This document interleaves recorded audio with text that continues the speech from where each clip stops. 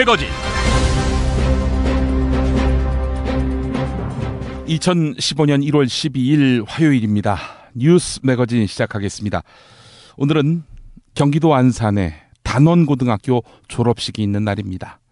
2014년 4월 15일 제주로 수학여행을 떠난 학생들, 그 학생들이 졸업하는 날입니다.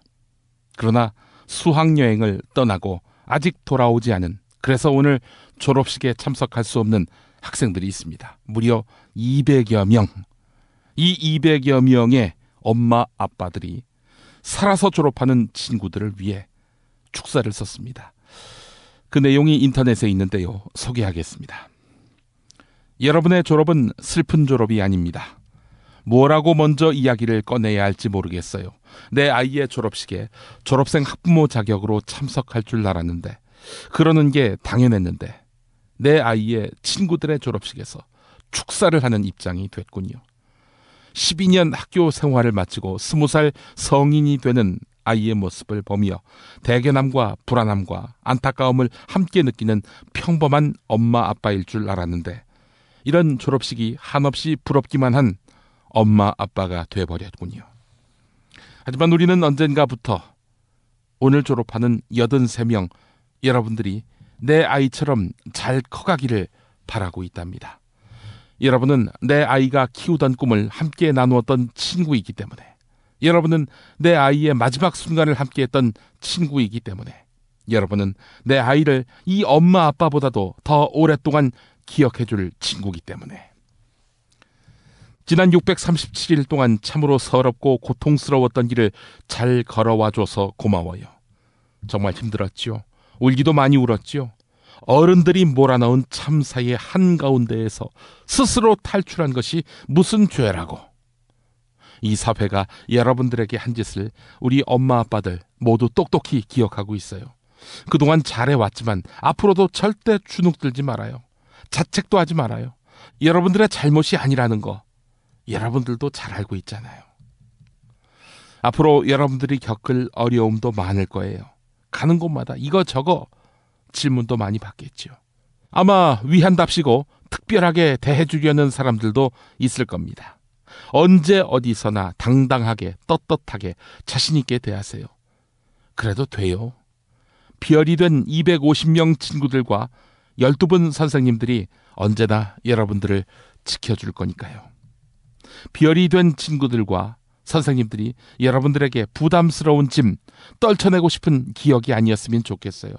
별이 된 친구들과 선생님들은 여러분들을 늘 응원하고 힘을 주는 천사 친구, 천사 선생님이에요. 별이 된 친구들을 대신해서 더 잘 살아야 한다는 생각도 할 필요 없어요. 그저 여러분들이 꿈꾸는 삶을 최선을 다해서 떳떳하게 살아주세요. 여러분들의 삶 속에서 별이 된 친구들과 선생님들은 환히 웃고 있을 테니까요. 여러분들에게 바라는 것이 딱 하나 있어요. 꼭 들어주면 좋겠어요. 우리들처럼 어리석고 바보 같은 어른은 되지 마세요. 절대로. 여러분은 우리들처럼 아이를 잃고 나서야 무엇이 잘못인지를 깨닫는 미련한 어른이 되면 안 돼요. 절대로. 내 아이를 바라보는 심정으로 앞으로 여러분들이 나아가는 길을 응원할게요. 그리고 여러분들이 겪었던 그 일, 여러분들의 친구들이 쓰러져 갔던 그 일의 진실을 꼭 알아낼게요. 가끔은 여러분들도 우리 엄마 아빠들을 응원해 주세요. 그럴 수 있죠. 여러분들의 졸업을 정말 축하하고 축복해요. 별이 된 아이들, 선생님들과 우리 엄마 아빠들이 함께 4.16 가족협의회 희생학생, 희생교사의 엄마 아빠들. 반드시 알아야 할 뉴스로 이어가겠습니다.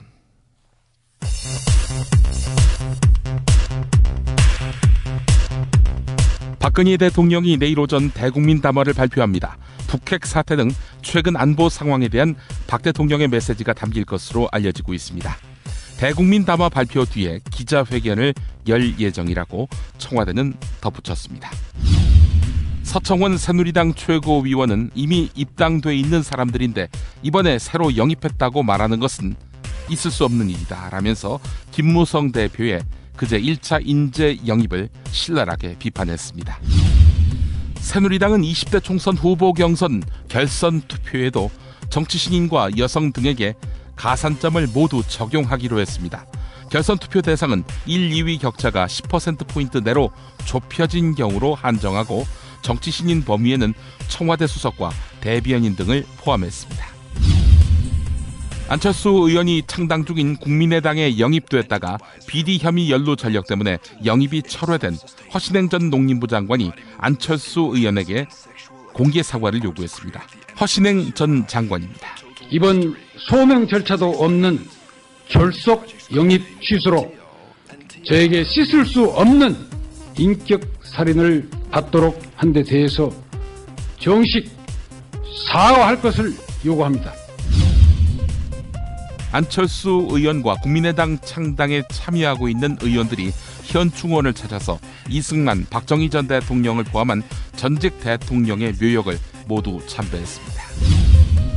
더불어민주당을 탈당한 권은희 의원이 안철수 의원이 주도하고 있는 국민의당에 합류하면서 국정원 대선 개입 축소 수사 논란을 둘러싸고 적대적 입장에 있었던 안재경 전 경찰대학장과 한솥밥을 먹게 되었습니다. 교육부가 총장 직선제 방침을 고수하고 있는 부산대학교에 대한 예산을 삭감하자 교수들이 1인당 120만 원씩 사비를 털어서 부족한 예산을 메우기로 했습니다. 유일호 경제부총리 겸 기획재정부 장관 후보자는 추가 경정 예산안을 편성하지 않고도 올해 정부의 경제성장률 목표치인 3.1%를 달성할 수 있다고 호언장담했습니다.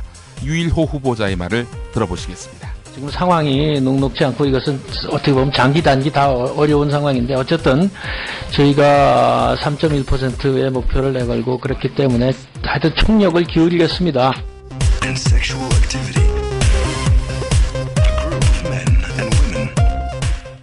광고 듣고 오겠습니다. 김치가 다 같은 것 같죠? 아니요, 이담채는 진짜 다르죠. 겨울 전라도, 여름 강원도, 봄 가을 충청도 최고의 배추만 골라와야지요. 소금 영광에서 직송된 최고의 국산 천점이 기본 아닌가요? 아, 고춧가루와 파, 마늘 괴산 영천에서 건강한 놈들만 가져와야 해요. 우와, 재료가 반이라고 하던데 역시 이담채네요. 그런데 어떻게 담가야 이담채 김치 맛이 나요? 아유, 이거 비밀인데 다시마에 표고버섯, 양파, 멸치를 넣고 우려낸 육수에다가 온갖 재료를 잘 버무리고 2달 동안 저온 숙성한 양념을 써야 해요. 근데 흉내내봐야 소용없어. 30년 연구한 레시피에 30년 김치만 만든 손맛을 따라갈 수 있겠슈? 이담채 김치. 안내와 주문은 검색창에 이담채를 입력하세요. 전화는 1544-4586 1544-4586. 새싹당 콩차를 매일 아침 정말 간절히 마시면 전 우주가 나서서 도와줍니다. 당신을 진실한 사람으로 만들어드립니다. 새해 복 많이 받으시고 올해 달성해야 될 것은 이것이다 하는 정신을 차리고 전체를 다 마시면 그런 기운이 옵니다. 새싹당 콩차, 남자의 시간을 충전하세요. 전창걸닷컴으로 오세요. 070-8635-1288 070-8635-1288. 자기는 정말 훈남이고 자상하고 스마트한데, 그런데 잠잘 때는 아니야. 정말 아니야. 진짜 엽기야. 그럴 수밖에요. 그렇게 코를 골아대는데 본의 아닌 결례 이제 그만. 간편하고도 반영구적인 코골이 방지기구 24,000원이면 됩니다. 심한 코골이와 수면 무호흡 걱정 마세요. 99% 감소 효과를 보장합니다. 검색창에 코골이 119, 코골이 119를 입력하세요. 문의는 1566-0783. 조선의 딸로서 잘하는 죄밖에 없는데. 남북 통일 만세! 새날이 올 때가 불리한 진술을 거부할 수 있습니다. 김무성 나와! 이런 민주주의를 하라, 이 새끼야!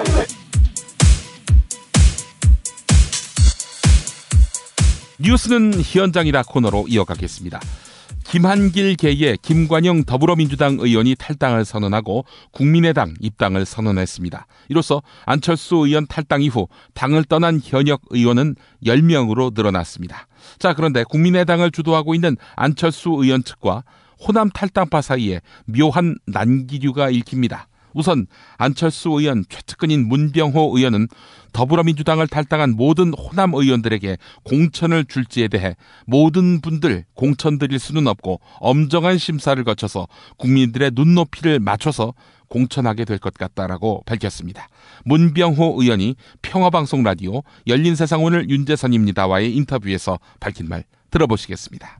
지금 다소 이른 질문이긴 합니다만은 더불어민주당을 탈당해서 국민의당에 입당한 호남 출신 현역 의원들 이번 총선에서 어떻게 그들 지역구에 그대로 공천해야 한다고 보십니까?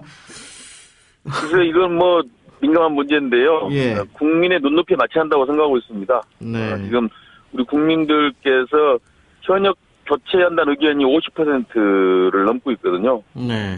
네. 그래서 뭐 모든 분들 다 공천 드릴 수는 없고 아마 엄정한 심사를 거쳐서 국민들의 눈높이에 맞춰서 공천을 하게 될 것 같습니다. 예. 그 더불어민주당 시절에는 현역 의원 평가에서 20% 하위 배제시킨다 이런 공천안이 있었잖아요. 네네. 국민의당에서는 이런 시스템 혁신 방안은 뭐 적용하지 않는 겁니까? 저희는 뭐 여러 가지 시간상 계약도 있고 또 그 정치인을 객관적으로 평가할 수 있는 시스템이 없습니다. 네. 그래서 뭐 그런 방식은 적절치 않고요. 이런 가운데 박지원 더불어민주당 의원이 멈칫하고 있습니다.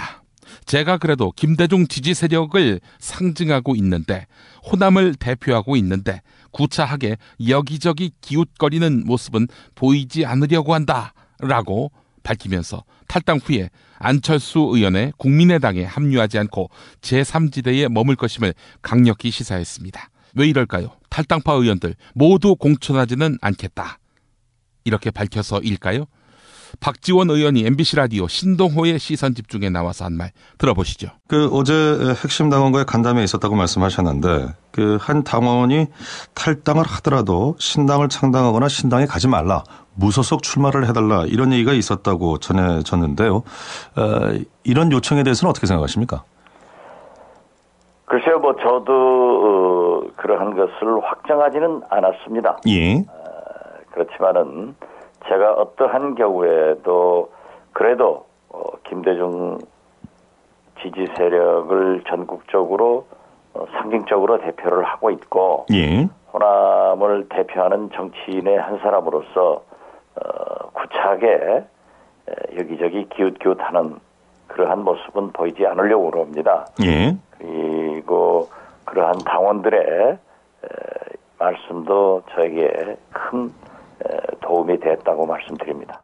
이런 가운데 고 김대중 전 대통령의 가신그룹인 동교동계의 좌장 권노갑 더불어민주당 상임고문은 오늘 탈당 선언을 합니다. 한편 도종환 더불어민주당 의원은 탈당하는 의원들을 질타했습니다. 특히 탈당 의원들이 친노 패권주의를 탈당의 이유로 내세우고 있는데 이에 대해서 신랄하게 비판했습니다. 그 부분 들어보시죠. 당을 떠나는 분들은 패권 정치 때문에 아무 일도 할 수 없었던 것처럼 말을 합니다. 계파 이익에 집착해 패권을 휘두른 일이 언제 있었는지 구체적인 사례를 들어주시기 바랍니다. 저를 비롯한 많은 분들은 패권을 휘두를 자리에 앉아 본 적이 없습니다. 이른바 주류로 분리되는 이들 중에 패권을 휘두를 당직을 맡았던 사람이 누구인지 말씀해 주시기 바랍니다. 전직 대표가 말한 바대로 오만과 독선과 증오와 기교로 버티는 정치를 한 사람이 누구입니까? 지금 당에 남아있는 사람들 중에 탈당한 분들을 향해 누가 그렇게 독선과 증오를 퍼부었습니까? 선거로 선출된 당대표를 1년 내내 흔들며 증오를 쏟아내던 사람들은 누구였습니까?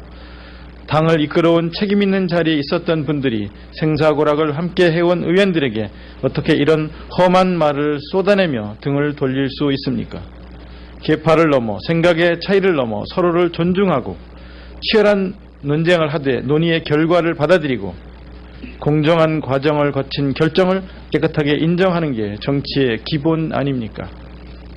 다른 사람 다 살리고 맨 마지막까지 남아 배와 운명을 같이 하겠다고 말하는 선장 같은 선배 의원들을 보고 싶었습니다. 자기만 살겠다고 뛰쳐나가는 선장 말고, 그래서 배를 버리고 나갈 때마다 배에 구멍을 내는 선장들 말고 장렬한 정치를 하는 그런 정치 선배들을 보고 싶었습니다. 정치적 계산이 많고 정치 공학에 뛰어나고 기교가 앞서는 정치 말고 희생하고 자신을 던지고 진정으로 국민에게 정권 교체의 희망을 주는 정치인을 보고 싶었습니다. 저는 능력이 부족한 초선 의원입니다.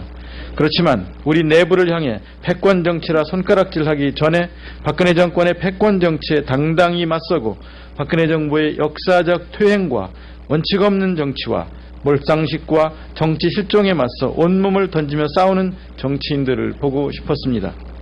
당을 분열의 길로 끝없이 몰고 가면서 그것이 어떻게 희망을 만드는 일이라고 말할 수 있습니까? 분열과 실망을 심어주면서 어떻게 통일과 번영의 깃발을 흔들며 열차가 달려올 거라고 말할 수 있습니까? 이건 궤변입니다. 여야가 영입한 인재 1호로 알려져 있는 새누리당 측 최진영 변호사와 더불어민주당 표창원 전 경찰대 교수가 최근 한일 정부의 위안부 협상 문제를 놓고 치열한 설전을 벌였습니다. CBS 라디오 김현정의 뉴스쇼에 동반 출연한 두 사람 중 더불어민주당의 표창원 전 교수는 가장 근본적인 원칙은 피해자의 의사를 확인하는 것인데 이번 협상은 위안부 피해자 할머니들의 의사는 전혀 묻지 않았다며 이것은 결코 받아들일 수 없는 협상 결과다라고 주장했습니다. 이에 대해서 최진영 변호사는 한일 관계가 정상화된 지 50주년을 맞아서 며칠 앞두고 이렇게 합의했다는 것은 정말 용기 있는 것이다 라고 평가했습니다.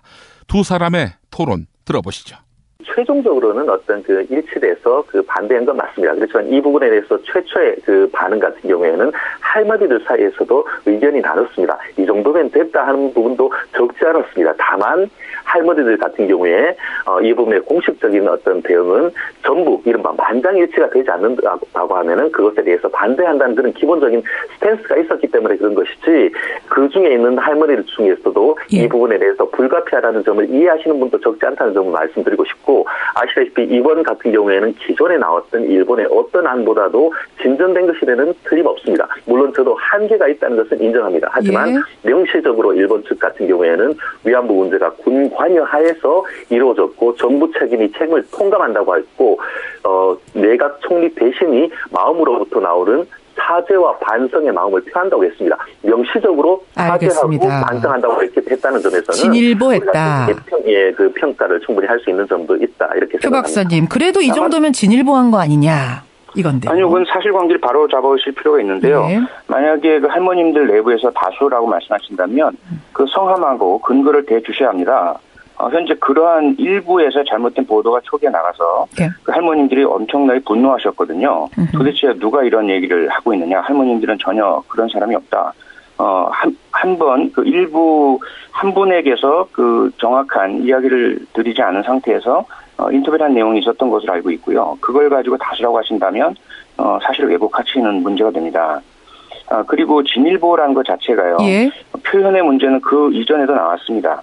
그런데 원래 요구가 되었던 것은 뭐냐면 의회 의결을 통한 국가적인 사죄이고 배상에 대한 법적인 인정입니다. 가장 중요한 이 부분을 받아들이지 않은 채 외무 대신이 대신 읽은 거기에 표현 자체에 어떤 것이 들어가고 하는 것은 사실은 그렇게 중요한 것은 아니죠.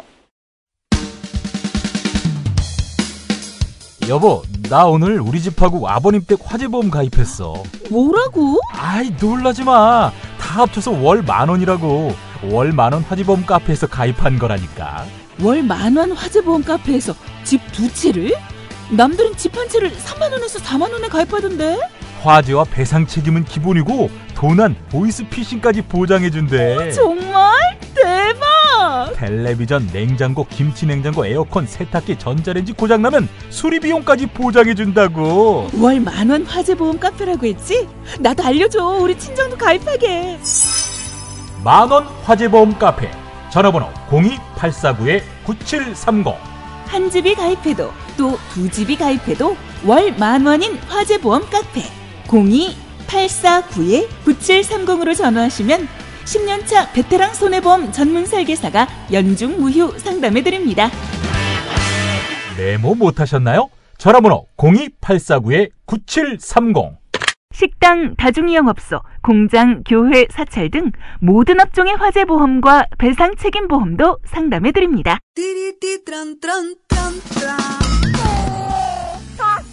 스마트폰, 물통, 무료지, 아이패드, 패스트푸드 음식. 승용차 안이 지저분해요. 이게 섞이지 않도록 몽땅 넣을 수 있는 멀티 포켓 어때요? 한 손으로 스마트폰 보면 팔이 아파요. 목에 거는 스마트폰 거치대, 이거면 고민 끝. 우와, 아이디어 장렬. 어디서 살 수 있어요? 즐거운 아이디어, 재미있는 쇼핑몰 재미월드요. 스마트폰, 텔레비전, 냉장고 이런 건 안 팔아도 가려운 곳 긁어주듯 빛나고 즐거운 아이디어 상품이 365일 파격 세일 중이랍니다. 거기가 어디라고요? 재미월드입니다. 구글, 네이버 다음에서 재미월드를 입력하세요. 서울, 경기, 인천 지역의 신축 빌라 정보, 빌라타임즈 하나면 됩니다. 현장 나와주세요. 네, 여기는 새로 오픈한 현장입니다.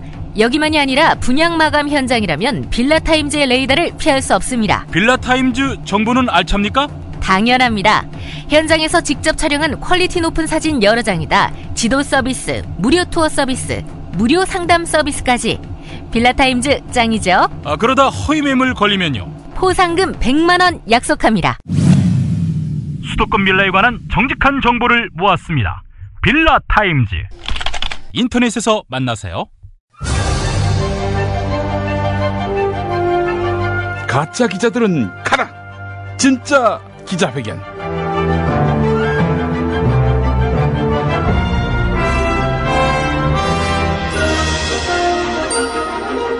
지금 대한민국 대통령께서 입장하십니다.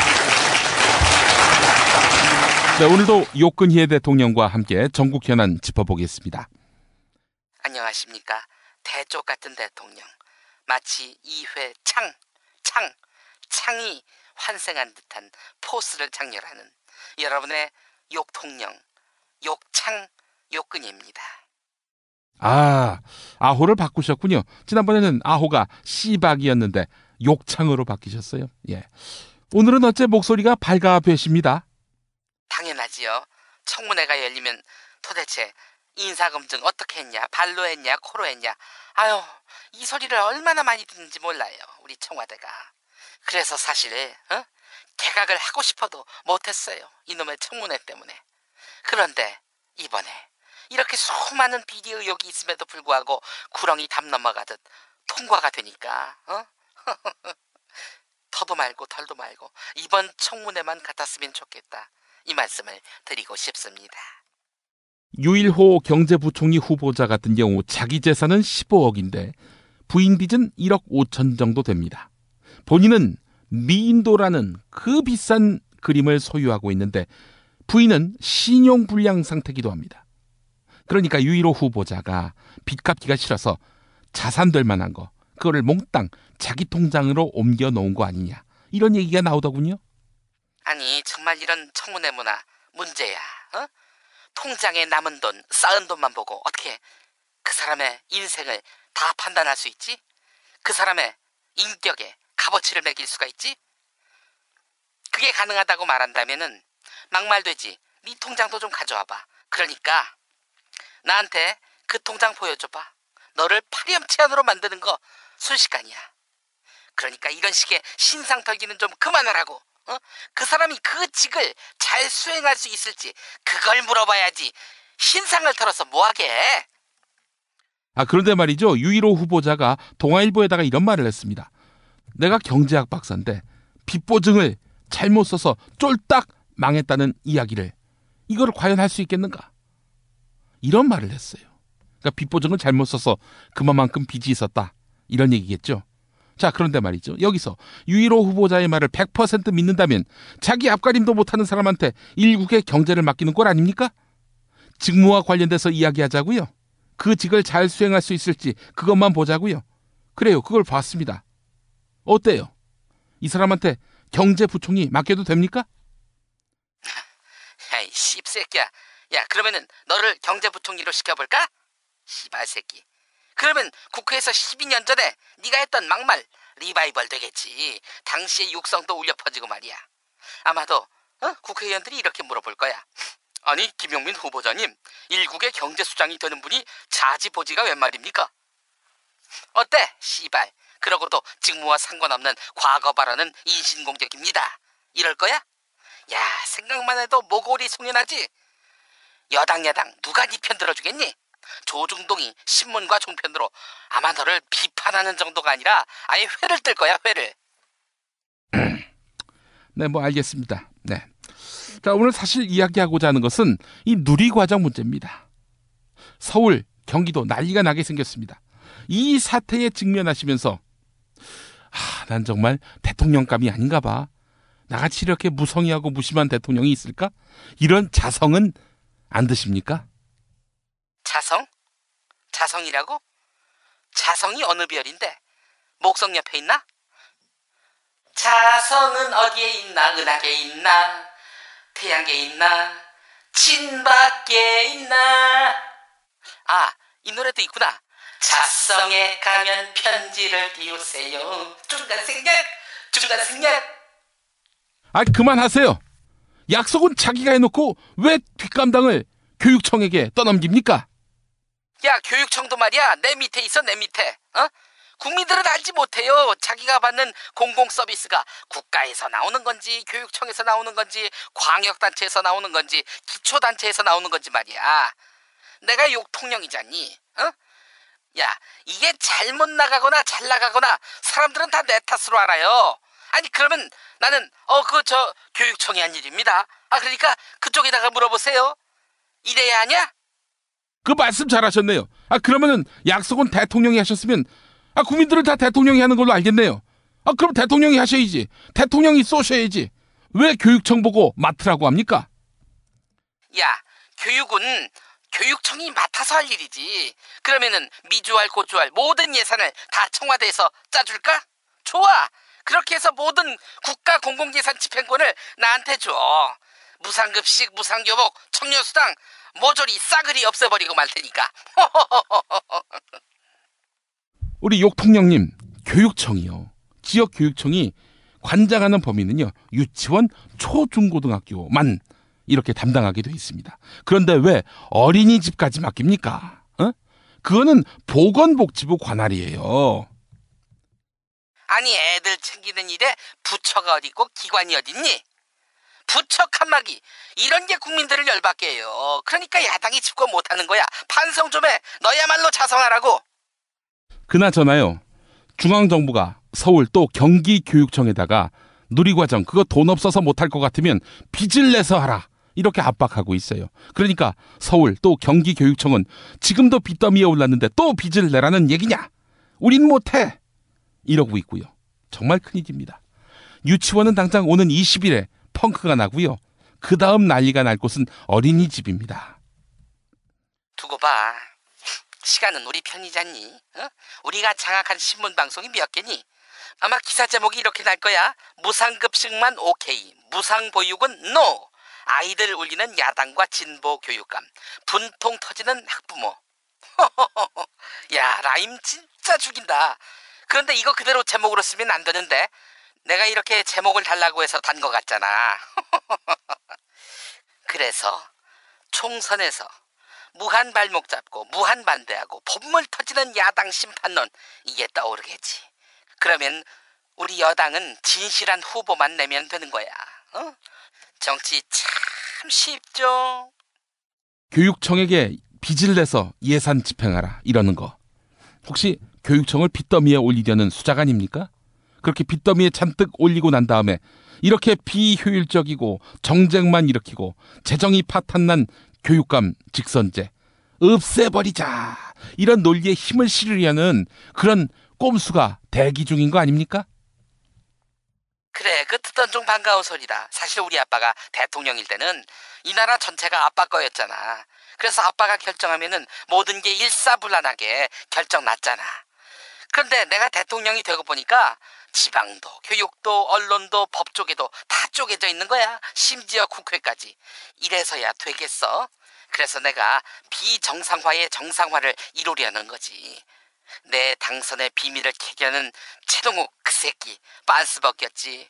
맘먹으려고 기어오르는 배신의 아이콘 유승민 매장시켜버렸잖아. 그러니까 어때? 나라가 차츰차츰 바로 서지 않아? 이제 남은 것은 말이야. 아직도 노무현 때의 대통령직으로 이 대통령직을 이해하려는 사람들. 그 사람들이 체념하고 포기하는 것뿐이야. 이제 그렇게 할 때가 왔잖아. 안 그래? 체념해. 잊어버려. 유신으로 돌아왔어.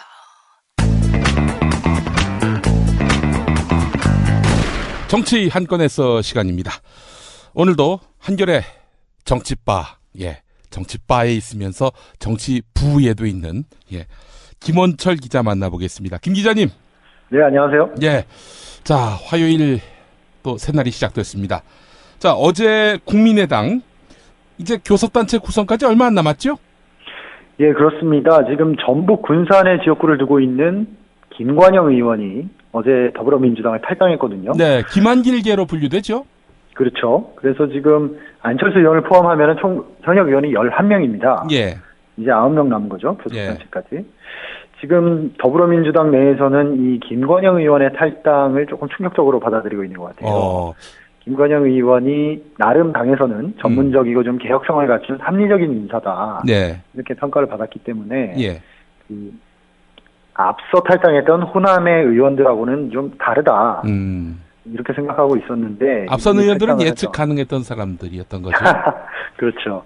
그래서 당 관계자 얘기는 이제 광주 전남은 이미 안풍으로 넘어갔는데 이 안풍이 이제 전북으로 옮겨붙지 못하도록 해야 하는데 김관영 의원 탈당으로 좀 어려워진 거 아니냐. 전북 군산 출신이거든요. 네. 이렇게 얘기를 했고 실제로 김관영 의원이 기자회견 하고 나서 탈당 기자회견 하고 나서 기자들한테 한 얘기를 보면 지난주 자체 조사를 해보니까 국민의당 지지도가 더불어민주당보다 2배 정도 높았다. 네. 지금 밑바닥에서 거스르기 힘든 거대한 흐름이 있다. 네. 나 말고도 전북 의원들이 고민할 것 같다. 이렇게 얘기를 했어요. 그래서 문재인 대표도 막판까지 김관영 의원 탈당을 막으려고 노력을 했다고 하는데 뜻대로 되지 않은 것 같습니다. 우리 어떤 전라북도에서 또 동조 탈당할 사람들이 있어 보이나요? 뭐 아직 구체적인 그 이름이 나오는 분은 아직까지는 없는데요. 이게 지금 문제는 이번 주에 지금 권노갑 상행고문을 비롯한 동교동계 인사들이 탈당을 했거든요. 다음 주에 박지원, 이윤석 의원 이분들은 전남인데 이분들이 탈당할 것으로 보이는데 그렇게까지 되면은 지금 호남이 문제가 아니라 수도권에 있는 호남 민심에까지 영향을 좀 끼치지 않겠느냐. 그런 것 때문에 더불어민주당에서 신경을 곤두세우고 있고 이렇게 되니까 이제 수도권 분위기까지 조금 들썩들썩하고 있는데요. 최원식 의원이 일단 오늘 탈당을 예고했죠. 예고했고 대중적 인지도가 이제 높은 박영선 의원. 이제 박영선 의원의 그 결심이 수도권 의원들의 이제 대거 탈당 여부를 가를 수 있는 중요한 분기점인 것 같은데 만약에 박영선 의원이 당을 나가게 되면 민병두, 정성호, 노웅래 현재 이른바 수도권의 온건 미주류 이런 분들도 동요할 가능성이 좀 있다고 보입니다. 네, 그렇군요. 박영선 의원은 뭐 고심 중이다 이렇게 얘기하고 있는데 제가 오늘 페이스북에도 글을 남겼습니다만은 정치인에게 고심 중 이 표현은 이미 결심했다. 시기를 보고 있다. 마음은 정했는데 시기를 보고 있다. 그렇게 보는 게 맞다고 봐야죠. 이미 그 마음은 붙였다 이렇게 봐야 되겠군요. 그렇죠. 그래서 문재인 대표는 지금 호남 민심을 어떻게 좀 다독이기 위해서 두 가지 카드를 고민을 해왔었는데 하나가 호남특별위원회 그리고 다른 하나가 호남 출신 인사에게 공동 선대위원장을 맡겨서 선대위를 조기에 출범시키겠다 이렇게 두 가지 보관을 가지고 있었는데 지금 둘 다 뜻대로 안 되고 있어요. 뭐 호남 특별위원회는 이미 좀 좌초가 됐고요. 그 호남 출신 명망가를 선대위원장을 세우는 것도 지금 뭐 추천은 여러 명이 들어오고 있는데 명망가 풀이 넓지 않다고 합니다. 이름이 올랐던 분들을 보면은 이용훈 전 대법원장, 박승 전 한국은행 총재, 한승원 전 감사원장 이런 분들이 후보군에 올랐는데 뭐 본인들이 고사하셨다고 하고요. 그러니까 문재인 대표 입장에서도 지금 마땅히 쓸 카드가 네. 없어 보입니다. 아니 김원철 기자 보시기에 문재인 대표가 호남에서 이렇게 인심을 잃은 이유가 뭡니까? 그게 뭐 굉장히 긴 스토리가 될 텐데, 예. 그 성환영 기자가 한 2, 3주 전에 이거 관련해서 기사를 쓴 적이 있거든요. 예. 이게 거슬러 올라가기 시작하면 이제 참여정부 시절에 어떤 몇 가지 오해 소지가 있는 발언, 네. 거기서부터 이제 시작된 것으로 볼 수도 있고. 부산 정권 발언 이른바. 그렇죠. 예, 그런 것들. 그리고 또 하나의 큰 이제 동력은 이 호남과 소위 말하는 노무현계를 이제 가르려는 개혁적 영남 세력과 호남의 그 결합을 가르려는 네. 보수 진영의 어떤 기획 이런 것들이 계속 힘을 좀 발휘하는 부분도 있고요. 예. 그래서 그런 패러다임에서 이제 보기 시작하면은 뭐 여러 가지 것들이 오해의 소지를 불러일으킬 수도 있고 그런 네. 굉장히 긴 역사가 있는 것 같아요. 호남 그 분들이 보시기에 좀 배신당했다고 느끼시는 분들 그 소지도 있는 것 같고요. 네. 글쎄요. 근데 그것만 전화 통화로 짧게 설명드리기 힘든 긴 역사가 있는 것 같아요. 아, 그렇군요. 여간 참 뭐 이게 거의 뭐 전염병처럼 확산된 그렇죠. 호남 내의 그 반노 반문 분위기. 예. 백약이 무효다 이런 말씀을 하셨고요. 자, 국민의당 공동창당 준비위원장인 한상진 서울대 명예교수 그리고 안철수 의원, 김한길 의원 뭐 이런 분들이 오늘 그 이승만 박정희 전 대통령 묘소를 참배했군요. 예, 그 참배를 해서 이승만 박정희 대통령에 대해서 긍정적인 평가를 해서 좀 눈길을 끌었습니다. 예. 한상진 위원장이 이승만 대통령에 대해서 뭐라고 평을 했냐면 자유민주주의 체제를 이 땅에 도입하셨고 굳게 세운 분이다. 네. 그 체제를 우리가 조금 더 견고하게 발전시켜 나가야 한다고 생각한다. 이렇게 말씀하셨고요. 예. 박정희 대통령에 대해서는 이제 산업 성장의 엔진을 건 분이다. 직접 헬멧을 쓰고 공단을 돌아다니면서 산업화를 몸소 이끌었다. 네. 그런 이제 산업 성장의 엔진을 우리가 이 땅에 다시 한번 가동시켜야 한다. 네. 이런 식으로 평가를 했는데 아마도 그 문재인 대표를 좀 의식하지 않았나 싶습니다. 문재인 대표가 왜 지난해 2월에 대표직 선출되고 이승만 박정희 대통령 묘소 참배했다가 논란에 시달렸잖아요. 네, 그렇죠. 예, 그래서 올해는 안 했거든요. 예. 올해는 참배를 안 했는데 이제 안철수 의원의 국민의당 참배를 하고 이런 긍정적 평가를 내고 이렇게 했으니까 아무래도 중도와 보수층에게 좀 다가가려는 그런 포석이 아닌가. 예, 그렇게 보입니다. 근데 꼭 그렇게 해야 합니까? 아니, 중도와 보수가 이승만 박정희에 대해서 참배하기를 원하나요? 그렇게 해서 탈색하기를 원하나요? 모르겠습니다. 이게 뭐 정치적으로는 뭐 여러 가지 입장이 있을 수 있는데 어쨌든 국민의당 입장에서는 더불어민주당과의 차별화가 지금 절실한 시점이니까 일종의 차별화 포인트로 이 지점을 잡았던 것 같아요. 뭐 다 같이 하면은 차별화도 아니죠. 나만 여긴 안 차별화 하는데 여긴 아닙니까? 하니까. 예. 근데 이제 이런 그 액션들 어찌 보면은 안철수 신당, 국민의당의 어떤 이념과 연결지어서 볼 수 있지 않을까요? 그렇죠. 본인들이 이렇게 얘기를 했다는 게 단순히 무슨 정치적 기획에 의해서만 할 수는 없는 거고요. 당의 정체성이나 구성원들의 어떤 동의, 그리고 지지 세력의 어떤 동의, 이런 부분들을 다 염두에 두고 하는 거기 때문에 본인들의 정체성을 사실 강령을 100번 만들어봐야 사람들이 잘 모르잖아요. 그렇죠. 그 강령에 기반해서 어떤 행동과 어떤 말을 했느냐. 그걸 보고 사람들이 저당의 색깔, 정체성, 앞으로의 행동 이런 것들을 예측하니까 오늘 이 행동 그리고 이 발언은 굉장히 어떤 면에서는 이제 의미가 있는 거죠. 아, 국민의당의 정체성은 저런 거구나. 라는 걸 상징적으로 보여줄 수 있는.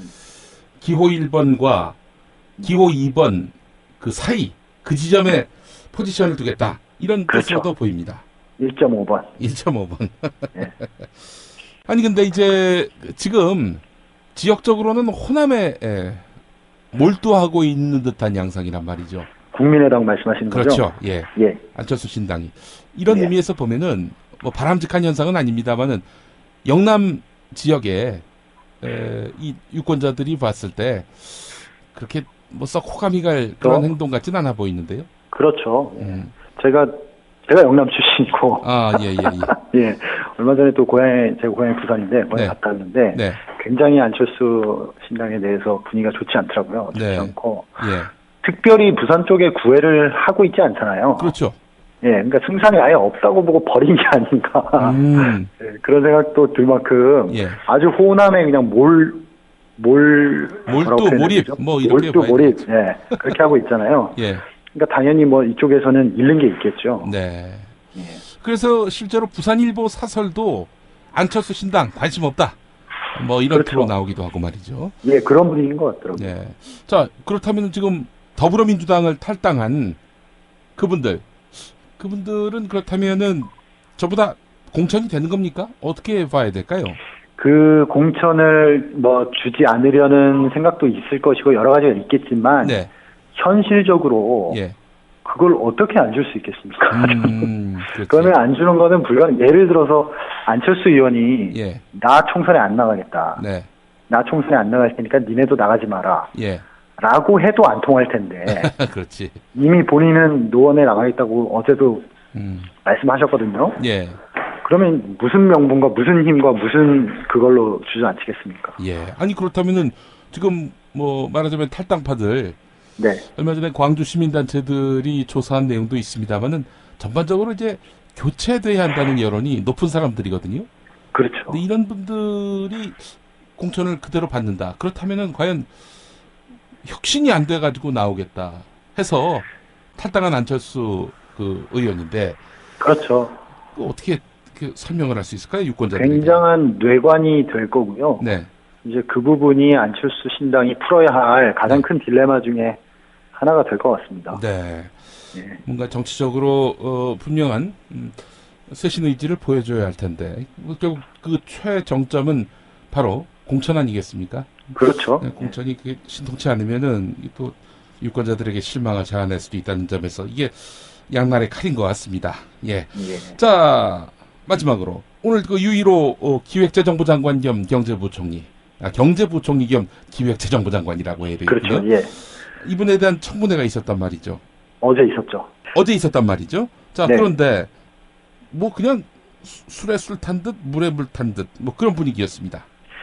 이분들은 지금 굉장히 관운을 타고나신 분들 같아요. 총선을 코앞에 두고 있고, 게다가 야당이 지금 난리가 났잖아요. 그렇죠. 그러니까 당연히 지금 청문회에 마음이 콩밭에 가 있는데, 청문회에 마음이 있을 리가 없고, 특히 이준식 사회부총리 겸 교육부 장관, 이분이 이제 가장 의혹이 많이 불거졌는데, 이 양반은 정말 문제가 많더라고요. 이분은 평소 기준이었으면은 정말 후보자로 지명받기도 쉽지 않았을 것 같은데, 구체적으로 하나씩 보면 40억 상당의 아파트와 오피스텔 4채를 보유했고, 보유 자체가 불법은 아닙니다만, 그 과정에서 여러 가지 탈법 소지 있는 행동들이 있었고요. 그리고 자녀가 이제 미국 국적을 가지고 있는데, 10억 원대 아파트를 별다른 소득 없이 구입해서 이게 증여 아니냐 이런 의혹도 있었고, 여러 가지 의혹들이 있는데, 그리고 또 이렇게 재산이 많은데도 불구하고 무이자 학자금을 한 7,300만 원 정도 대출받은 사실도 나왔고, 세금 체납도 10건 이상 했고, 그러니까 이런 것들이 하나하나가 무슨 경천 동지할 불법 행위는 없지만, 이런 것들이 이렇게 많이 쌓여 있으면은 국무위원 자격은 좀 없는 거 아니냐, 이런 정도의 합의는 저희가 지금 돼 있다고 저는 생각하거든요. 근데 지금 워낙 지금 청문회에 힘을 쓰고 있지 못하다 보니까 이미 보고서 채택됐고요. 12일 날 이제 박근혜 대통령에게서 임명장을 받게 돼 있습니다. 야당은 동의하진 않았겠죠? 장관감이다. 동의는 안 했는데 보고서 채택엔 동의를 했죠. 그러니까 부정 의견만 적시를 하고, 보통 야당에서 세게 싸울 때는 보고서 채택 자체를 거부하는데, 이 이준식 후보자 같은 경우에는 보고서 채택이 됐죠. 다만 이제 부정적 의견을 야당 쪽에서는 기재하는 선에서 보고서가 채택이 됐습니다. 그러니까 보고서 야당 쪽에서 채택을 안 해도 혹은 부정적인 의견을 남겨도 대통령이 강행하면 그만 아닙니까? 그렇죠. 할 수는 있죠. 할 수 있지만 야당 쪽에서 그렇게까지 하면 약간 정치적 부담은 질 수 있는데, 어쨌든 보고서 자체를 채택을 했으니까요. 그럼 대통령에게 대통령 입장에서는 거리낄 게 없는 거죠. 예, 야당의 전투 의지가 좀 많이 약했던 것 같습니다. 예, 뭐 야당을 개무시하다 보니까 야당이 뭐 선문 보고서를 채택 안 해도 뭐 무시하고 가니까요. 예, 참 야당은 결국 뭐 대통령이 야당을 잘 봐주길 바라는 어떤 대화의 대상으로 여겨주길 바라기보다는 스스로 체력을 키우는 수밖에 없을 것 같습니다. 그렇습니다. 네, 김원철 기자 오늘도 수고하셨습니다. 네, 고맙습니다. 감사합니다.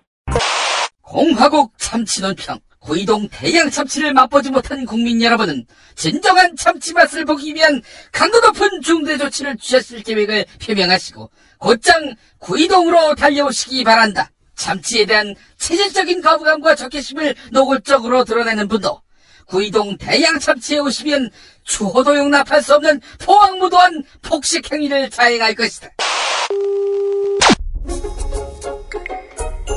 구이동 대양 참치. 월요일 참치데이 이벤트, 화요일 참치머리 서비스로 함께합니다. 주차장 걱정 마시고요. 대중교통은 서울 지하철 2호선 구의역 2번 출구에서 5분 거리입니다.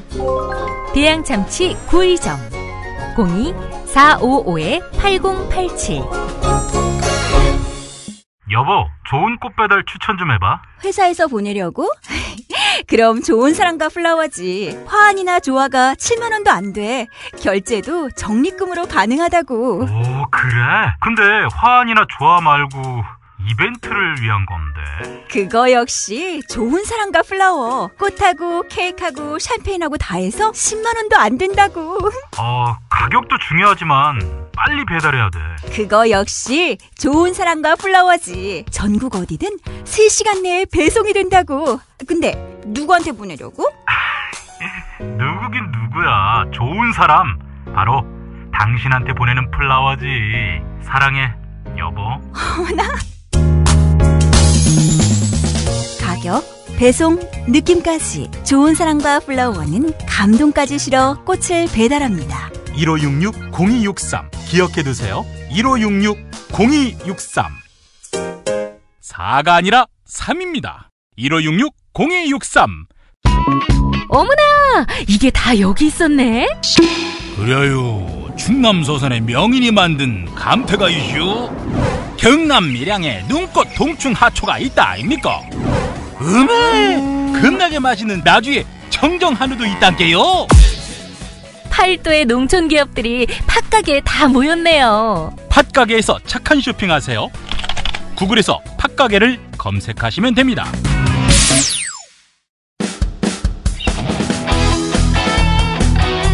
당신이 알아야 할, 또 우리 공동체가 알아야 할 뉴스, 김용민이 챙겨드립니다.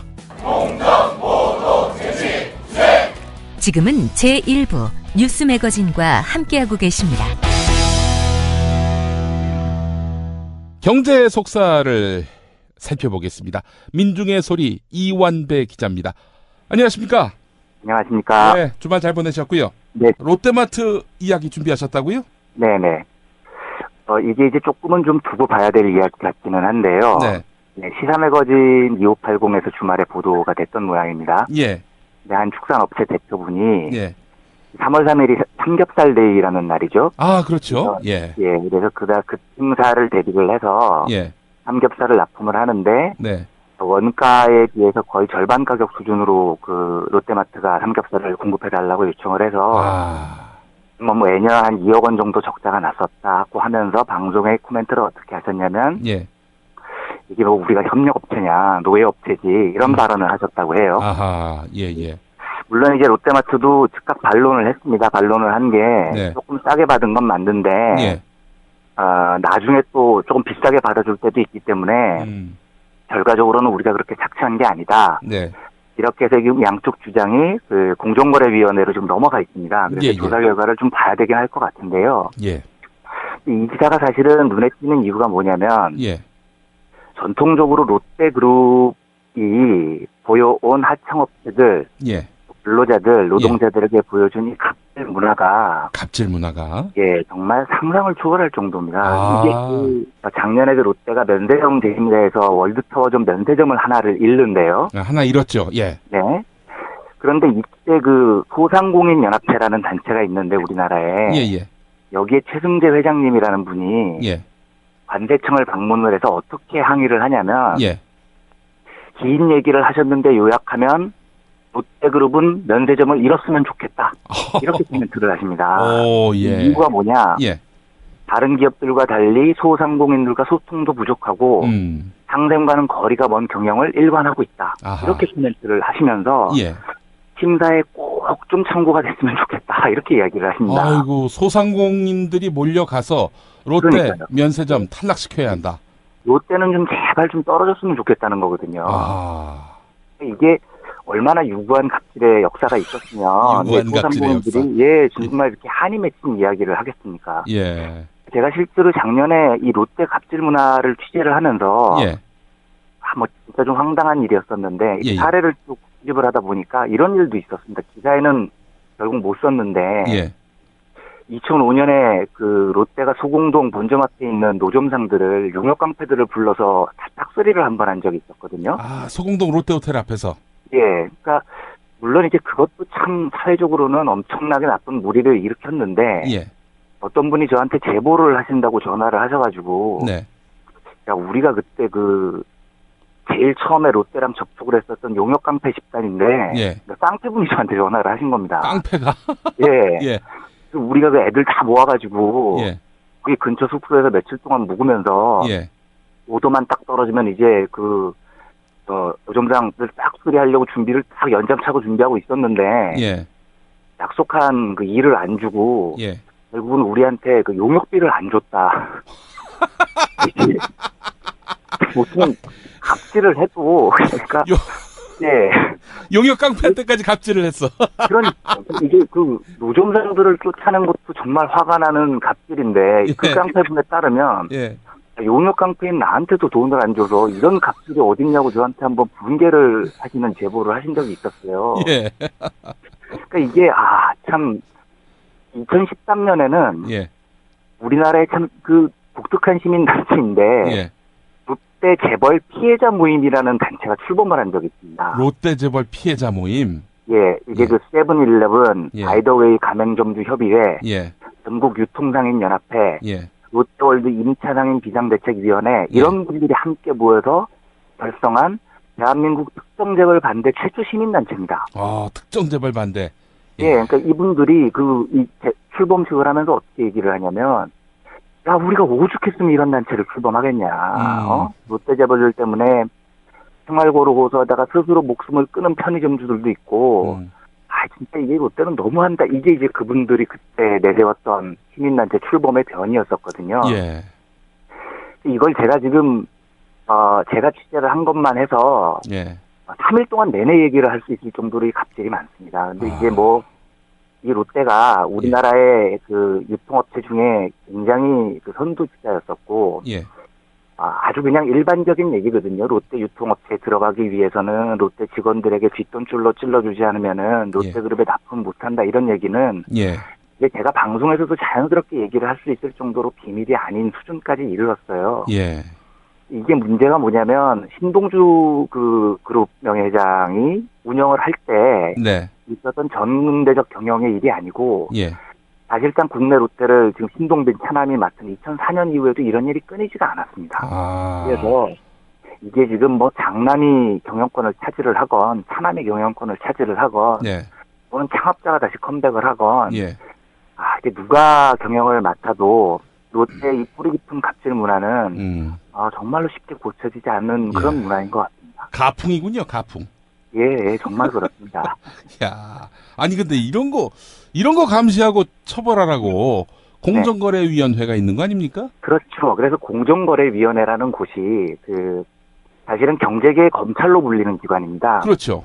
우리나라의 이런 갑질 문화를 제일 먼저 혁혁하게 잡아내고 적발하고 해야 될 곳이 공정거래위원회인데 지금 우리나라의 갑질 문화, 특히 재벌들의 갑질 문화가 잘 안 고쳐지는 큰 이유 중에 하나가 공정거래위원회가 언론에 보도가 돼서 사건이 차별 문제화가 되면 그제서야 움직입니다. 그러니까 노동자들이 예를 들어서 필요 이상의 이 사용주 측의 갑질을 당해서 큰 피해를 입으면 그제서야 고용노동부가 움직입니다. 그러니까 우리나라의 정부가 사회 문제가 되고 난 다음에 겨우겨우 수습을 하는 정도이지 선도적으로 선제적으로 재벌들이나 아니면은 근로관계에서의 횡포들을 제약을 하고 하는 일들이 거의 없어요. 그래서 약간 가외 얘기지만 지금 그 한참 사회 문제가 되고 있는 몽고식품 명예회장 지금 물러나셨지만 이분 옛날 기사를 찾아보면은요 엄청나게 훌륭한 경영자입니다. 아 그래요?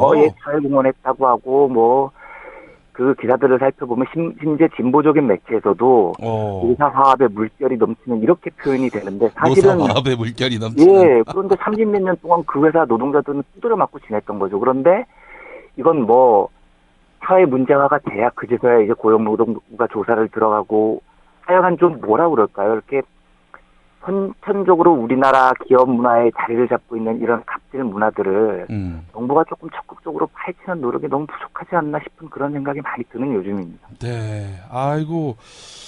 아니, 롯데가 무리를 일으키고 있다. 뭐 이런 정도는 인식하고 있었습니다. 네. 근데 뭐 어디서나 다 하는 갑질 정도로 알고 있었는데. 아, 그렇지 않습니다. 롯데 갑질은 거의 고유명사화가 돼 있습니다. 고유명사화돼 있다. 네. 알겠습니다. 앞으로 이거 언론들도 예의주시할 필요가 있겠네요. 일단 이것이 공론화가 됐으면은요. 그렇죠. 그런데 많은 공론화가 되기는 저는 조금 어려울 거라고 보는데요. 여러 이유 때문에요. 예. 그래서 뭐 김용민 교수님 같은 분들이 방송으로 많이 알려주셔야. 네. 네. 아니 이완배 기자님이 기사 많이 써주셔야 제가 그걸 갖고 브리핑하지요. 네, 저도 열심히 노력하겠습니다. 예. 그렇다면은 그 롯데가 그동안 언론을 어떻게 구워 삶았는지 이것도 한번 좀 짚어볼 필요가 있을 것 같은데요. 예, 그건 저희 이제 김용민 교수님께서 하시는 관훈 나이트클럽이라는 좋은 방송들도 있으니까. 네. 우리나라 대기업들, 특히 내수 유통기업들이 광고로 어떻게 우리 언론들을 장악하는지 하는 문제도 굉장히 심도 깊게 한번 토론을 해볼 만한 문제이긴 합니다. 저는 그런 의미에서 방송도 그렇고요. 신문도 그렇고 이 광고를 누군가 대행을 해줬으면 좋겠어요. 예전에 코바코처럼. 그래서 이제 예전에 그 삼성 비판하는 그 PD 수첩 프로그램, PD 수첩 프로그램에도 삼성이 광고를 했거든요. 좋은 방법 같은데요. 예. 그러니까 내용과 상관없이 일정하게 그래도 좀 굉장히 좋은 방안 같습니다. 네, 그런 제도적 방안, 그 기사에 광고주의 그런 입김이 미치지 않도록 하는 뭐 그런 공정성을 담보할 수 있는 장치가 좀 필요할 것 같고요. 네, 맞습니다. 네. 자, 다음 기사 한번 좀 살펴보겠습니다. 이 원달러 환율 1,210원대 턱 밑 마감 5년 6개월 만에 최고치. 이 기사가 떴네요. 굉장히 많이 올랐습니다. 그래서 이제 1,209.8원으로 장을 마감을 했는데요. 그러니까 환율 문제를 말씀을 드리면 되게 헷갈려 하시는 분들이 많아서 환율 수치가 오른다는 건 우리 원화의 가치가 떨어진다는 겁니다.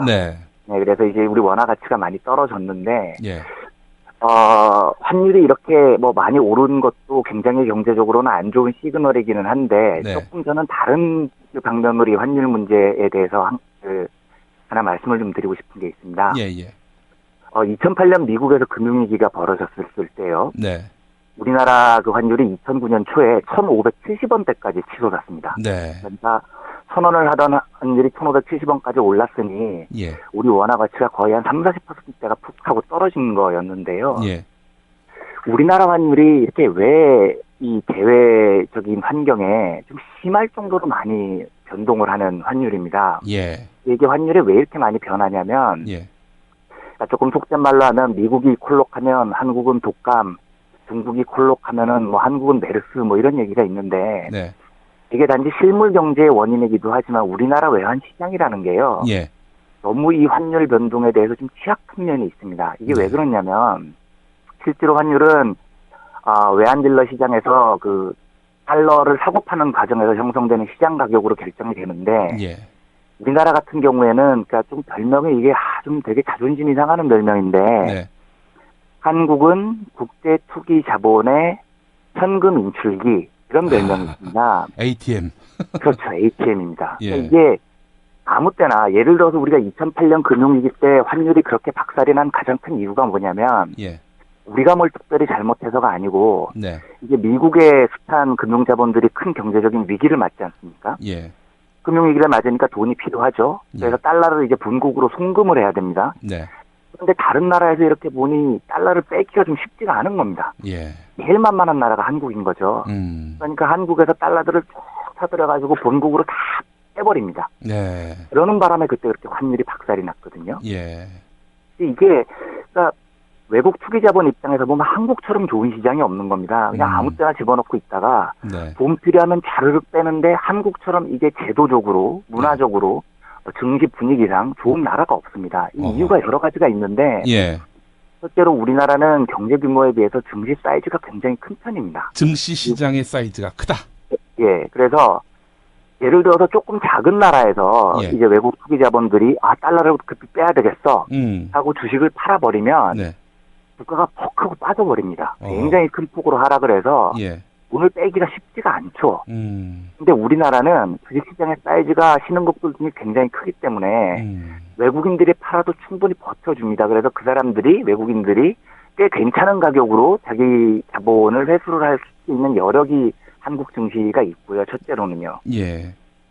둘째로는 외국인들이 한국 증시가 좀 외국인들에 대한 맹목적인 신앙이 좀 강한 편이어서 외국인들이 나중에 아무 때나 다시 돈을 들고 한국 주식을 사주면 한국 증시는 다시 외국인이 샀다는 이유로 줄줄줄 올라서 그 사람들에게 충분한 수익을 보장해주는 문화적 환경이 이렇게 여건이 마련이 돼 있습니다. 그러니까 한국 증시에서 외국인 의존도는 지난번에도 제가 이 방송에서 한번 말씀을 드린 적이 있는데 외국인의 수익률이 한국 기관이나 개인들에 비해서 압도적으로 좋거든요. 그러니까 외국인이 돈을 한번 쭉 팔았다가 다시 주식을 산다고 하면 이 사람들 수익이 거의 기본적으로는 보장이 되는 이런 구조가 형성이 돼 있어서 외국인들이 한국 증시를 굉장히 쉽게 다룰 수가 있죠.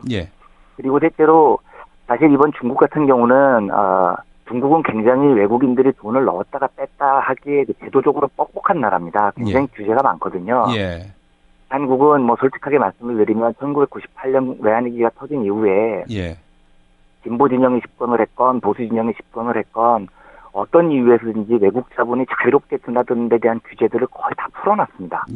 다 풀어놓는 바람에 외국인들이 돈을 아무 때나 빼갈 수 있는 이런 여건이 마련이 돼서 우리나라가 외국인들이 주식시장에서 주식을 사고 파는 것에 너무나 큰 영향을 받고 그러는 바람에 환율 시장에서도 굉장히 큰 변동폭을 가지게 되거든요.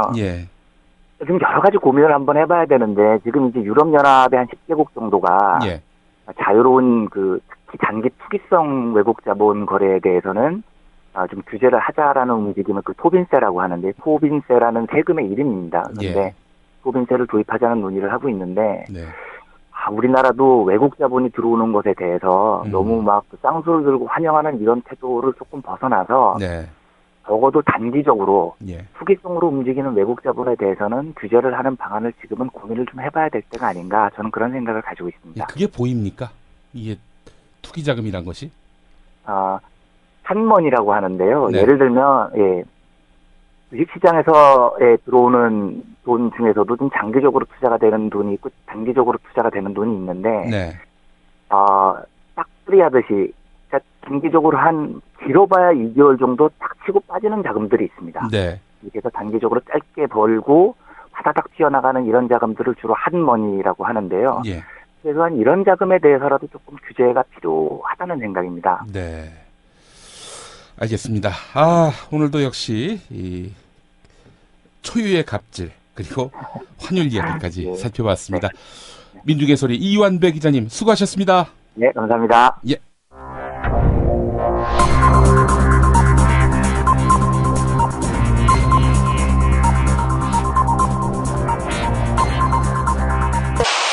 공화국 논평. 술자리에서 시바스 리가를 빨며 여자 끼고 니나노 하는 것 빼놓고는 아버지를 뼛속같이 따라하는 효녀 대통령 박근혜 동지께서는 박동지를 빼놓고 대한민국 효녀연합을 만든 홍승인가 하는 에미나이에 대한 강도 높은 국가적 중대 조치를 취하실 계획을 표명하시고 딸이 성노예 피해를 당하고 가해자가 마음에 없는 사과를 해도 감사히 받겠다는 엄마 부대에게 구체적인 공격 방침을 제시하셨다. 경애하는 박근혜 동지의 단호한 결단은 극우 보수인 아버지와의 대화를 포기하지 않겠다고 하나 실은 아버지를 계몽, 교화의 대상으로 삼고 끝내 자기 말을 듣게끔 압박하려는 오만방자하기 이를 데 없는 홍승이가 박동지 등 기성세대를 우롱하고 있는데 더는 용납하지 않겠다는 강력한 응징의 의지다.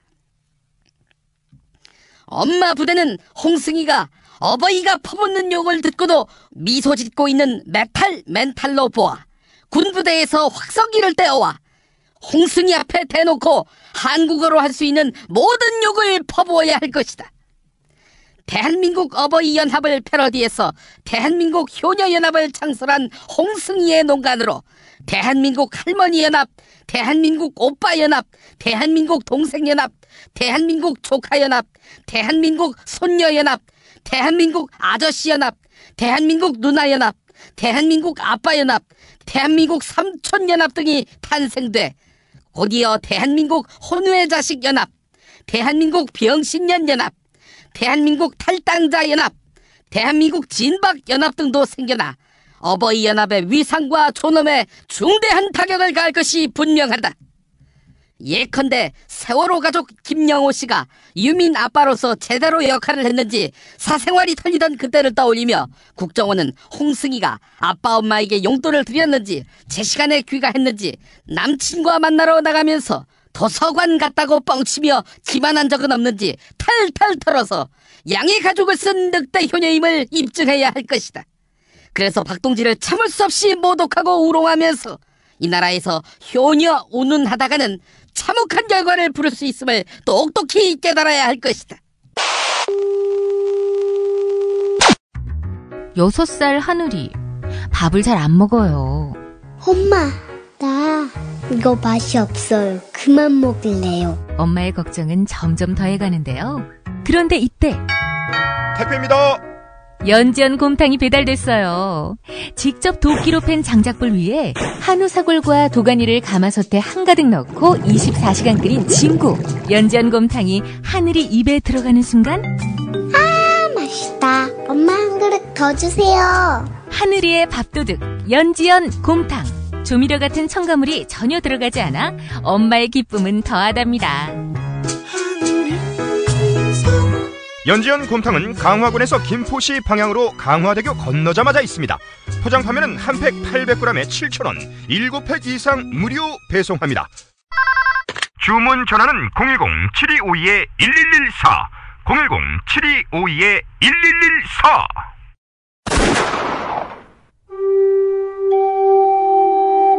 백성들이 학살당할 때 함께 피 흘리는 교회는 존경받습니다. 엘살바도르 군사 독재 정권에게 암살당한 오스카 로메로 대주교. 그의 발자취를 따라가 봅니다. 희망의 예언자 오스카 로메로. 1980년 남미 엘살바도르의 오스카 로메로 대주교는 가난한 사람들 편에 서서 불의한 세력과 저항하고 싸우다가 미사 도중에 총에 맞아 세상을 떠났습니다. 해방신학자 김군수. 그의 번역이 있기에 더욱 값지고 빛나는 책. 스코트 라이트가 쓰고 김군수가 번역한 희망의 예언자 오스카 로메로. 아르테에서 나왔습니다.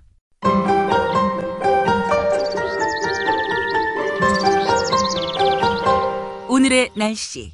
네, 오늘은 추위 기세가 더 강해지면서 서울 아침 기온이 이번 겨울 들어서 가장 낮은 영하 8도까지 내려가겠습니다. 기상청은 추위 속에 내일은 영남 해안에, 모레는 중서부 지방에 눈이 내릴 것으로 내다봤습니다. 이번 동장군은 쉽게 물러나지 않고 다음 주까지 길게 이어질 전망입니다. 오늘 김용민의 뉴스 매거진은 김윤식 경기도 시흥시장의 한겨레 기고문 일부를 소개하면서 마무리하겠습니다. 정부는 만 3살에서 5살까지의 무상보육, 즉 누리과정을 약속했지만 결국 부족한 예산을 지방교육청에 떠넘겼다.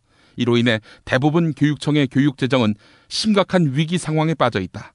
경기도 교육청은 2014년까지만 해도 연간 2천억 원 정도의 부채를 썼지만 누리과정이 본격적으로 시작된 지난해에는 1조 5천억이 넘는 지방채를 발행했다.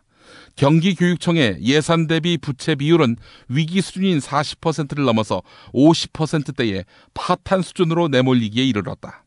게다가 최경환 기획재정부 장관은 며칠 전에 발표한 누리과정 예산 편성 촉구 담화문에서 시도 교육감이 누리과정 예산을 미편성하는 것은 엄연한 직무유기라며 감사원 감사 청구, 검찰 고발을 포함한 법적, 행정적, 재정적 수단 등 모든 방법을 총동원해서 강력하게 대처해 나갈 것이다라고 밝혔다.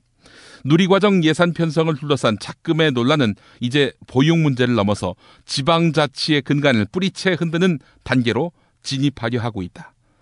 정부, 지자체 예산으로 누리과정 우선 지원 검토라는 제목의 지난해 12월 24일 MBC 보도를 보면 정부는 누리과정 예산 편성에 진전이 없을 경우 광역지방자치단체의 자체 예산으로 어린이집 누리과정을 먼저 지원하는 방안을 검토 중이라고 한다. 남경필 경기도지사 역시 며칠 전에 올해에는 경기도가 어린이집 누리과정 예산을 책임지겠다고 밝혔다. 그러나 누리과정 예산을 도비로 먼저 편성하는 것은 해결책이 될 수 없다.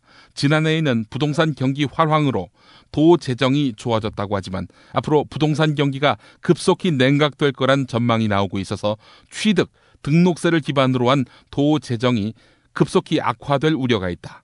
단기간에 누리과정 문제에 대한 본질적인 해결책이 나오지 않는다면 변동성이 큰 광역 재정만으로 부담을 감당할 수 없을 것이고 이후에는 기초 정부로까지 재원 분담에 대한 부담이 전가될 것이 뻔하다. 경기도 의회는 내일 준예산 사태를 다루기 위해 임시회를 열 예정이다. 중앙정부가 누리과정 예산을 편성하도록 하고 국가 사무에 대한 책임을 국가가 끝까지 끌어안도록 강력히 촉구해야 한다. 남경필 도지사가 제안하고 실행하고 있는 경기도 연정정신에 입각해서도 국가 사무에 대한 책임을 지방정부에 일방적으로 전가하고 있는 현실을 보고만 있어서는 안 된다. 경기도를 중심으로 31개 시군이 머리를 맞대고 함께해야 하며 시민들도 더 많은 에너지를 결집해서 한 목소리를 낼 수 있도록 응원해 주시기를 간절히 바란다. 이런 내용이었습니다. 뉴스 매거진 마치겠습니다. 조간 브리핑에서 뵙겠습니다.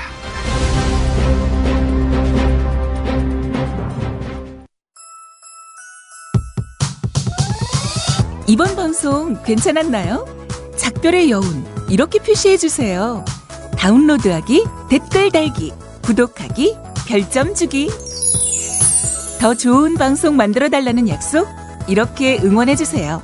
다운로드하기, 댓글 달기, 구독하기, 별점 주기. 기억하셨죠? 다운로드하기, 댓글 달기, 구독하기, 별점 주기.